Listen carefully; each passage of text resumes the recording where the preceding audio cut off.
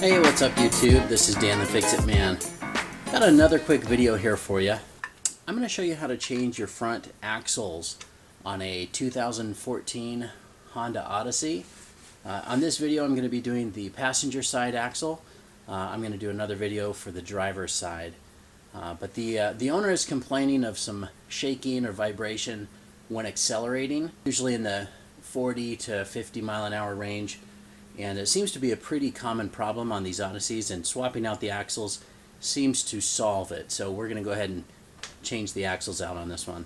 Okay, so the first thing we need to do is loosen and remove this axle nut, which I actually already did, but the camera cut out. But I just want to show you how I did it. You can have somebody step on the brakes if you've got someone with you to hold this in place, or you can just put a screwdriver here in the end of the rotor, and that will hit the caliper while you turn and remove that. But that's a 36 millimeter. So again, I've already loosened it. I just want to show you how I did that to break that loose, and then you can just pull that off,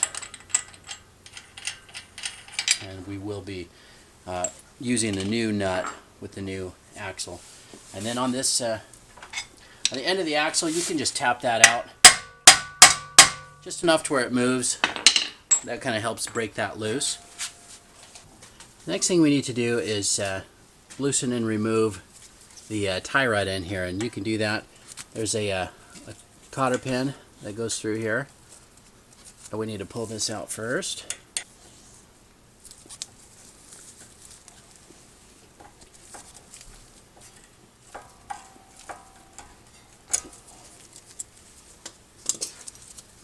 Now we can loosen this nut here. This is a 17 millimeter.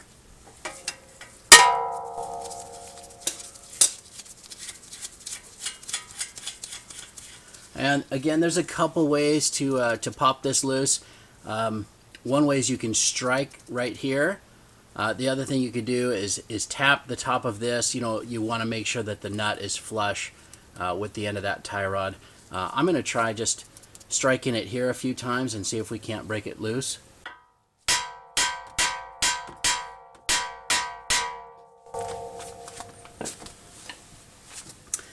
There we go, and then we can just take that nut off and set that tie rod aside.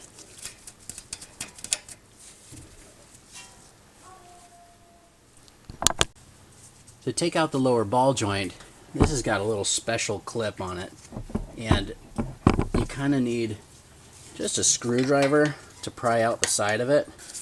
Pry it out just a little bit on this side where it hooks into that little groove or castle nut. There we go. Just pry it out, pull it out, and set that aside.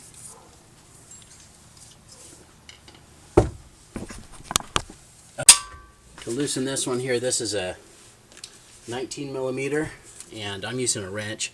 It's hard to get a socket on there.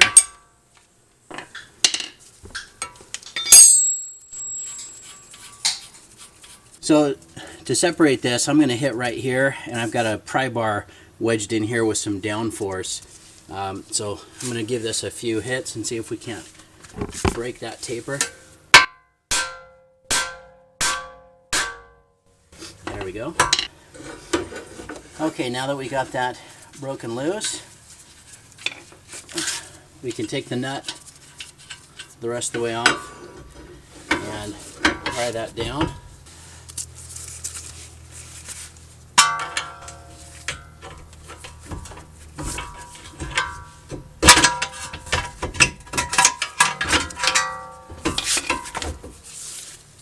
Okay. Alright, now we've got the lower ball joint out and the tie rod off. So we've got some movement here. We're going to be able to push this axle out. Alright, so I'm kind of just going to tap this.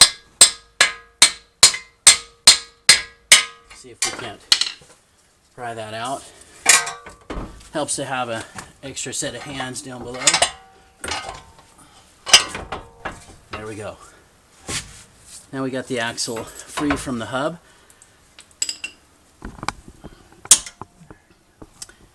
Okay, so this axle has actually got, the new one came with this carrier bearing attached, and so we're just going to replace everything. You can separate this at the base of that bearing, but we're just going to unbolt this carrier bearing and just pull out the entire assembly, both ends.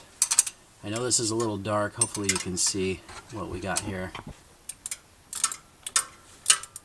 So I'm going to zoom out a little bit so you can see where we're at here. So that's the two 14mm bolts, one on the bottom here that we're doing first, and then there's one up above. And there's the first one. Okay, for the top bolt, looks like it might be easier to come in from the side with some extensions here.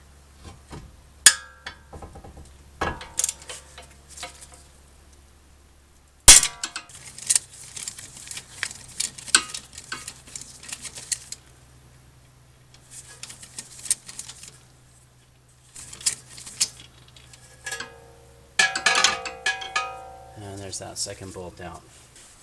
Okay, with those bolts off of that carrier bearing, the whole unit should just pull out.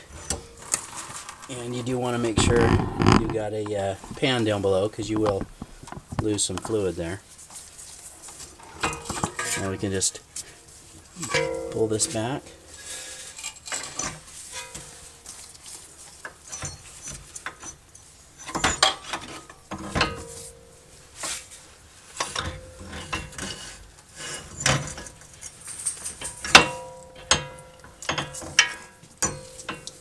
And that comes right out because there is no, you can see here on the end of this shaft, there's no retaining clip like you typically would have, because the carrier bearing bolts is what holds it in. Okay, and now we just need to fish the new one back through, and just be very careful. Just try to be very careful with the boots there.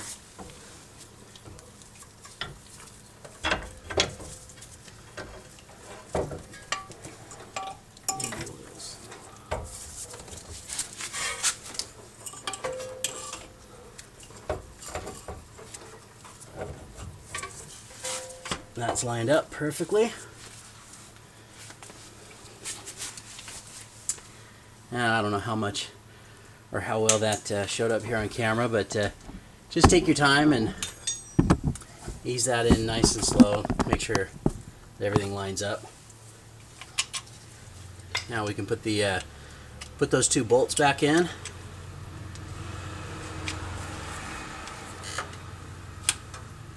And again, I'm going to do the top one here while he's doing the bottom one. Can you lift up a little bit? There you go. Great.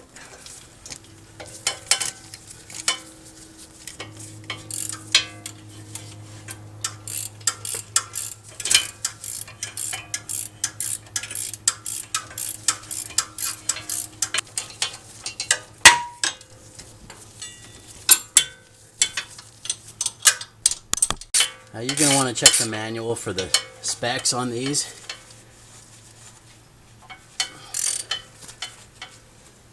But for right now, we're just going to make them nice and snug.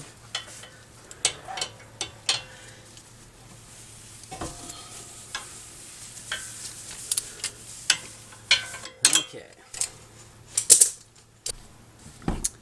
Okay, now back over here we can pull out that rotor just enough to line up the new axle shaft. Just make sure we line that end up. Okay.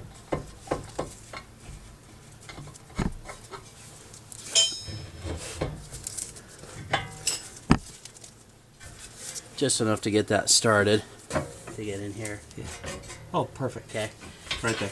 Okay, so I'm prying down on this, and Kristian is lining that up. Okay. Good. Let me know when to let it go. All right. So I just kind of wedged a little pry bar in between the lower control arm back here. There's also a hole. If you can get a pry bar in there, that would be great. And then we're just putting that nut back on.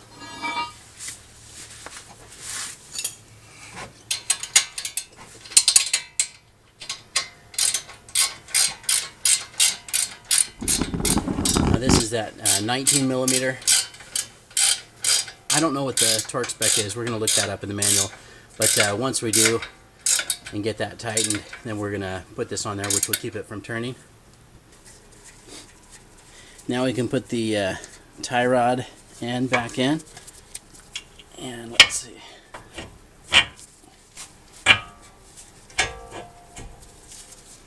There we go.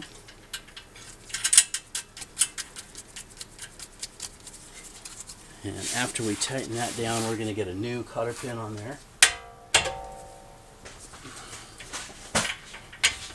And again, that's a 17 millimeter. You don't want to see your manual on the torque spec for that. And if we look it up, I'll put it in the description here if I remember. But for right now, we're just going to make it nice and tight, and then we'll come back and double check that. Okay, and then we'll put our new cotter pin in there.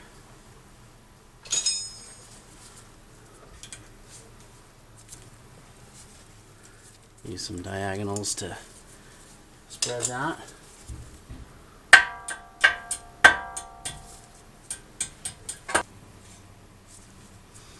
Okay. All right. Last but not least, we want to put our axle nut back on. And I'm going to use the same technique up here, putting the screwdriver up into the edge of the rotor to hold that in place while we tighten that down. This is very tight. Again, you're going to want to verify the spec with your manual. And I've got, again, Kristian here, the muscles tightening this down right now. Okay, and then once that's tightened down, you see this little groove right here in the end of the axle. We're going to want to stake that in place. And now it's a little bit easier to do hammering downward. So there we go.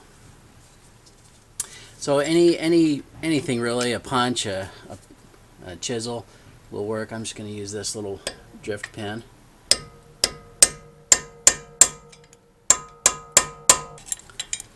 See if I can't get a better angle in here.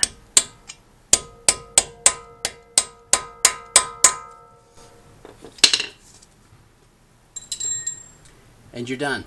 Just make sure to get everything torqued per spec. Thanks so much for watching. Please subscribe to my channel. I will put a link in the description to my website with a few product links as well. And thanks so much for watching, and good luck.